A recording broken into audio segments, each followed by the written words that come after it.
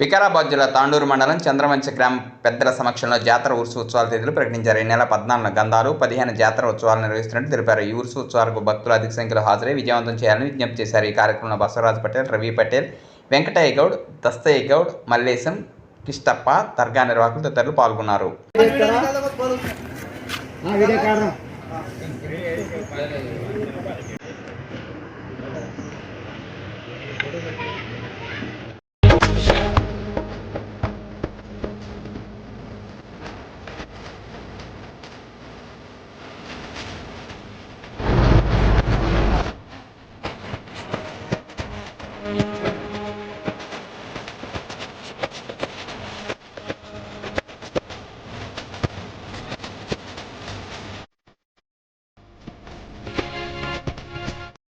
October 2024 నాడు మరి గంధము 14 తారీఖు, మరి మలతెలారి మంగళవారము 15 తారీఖు అక్టోబరు జాతర ఉత్సవాలు.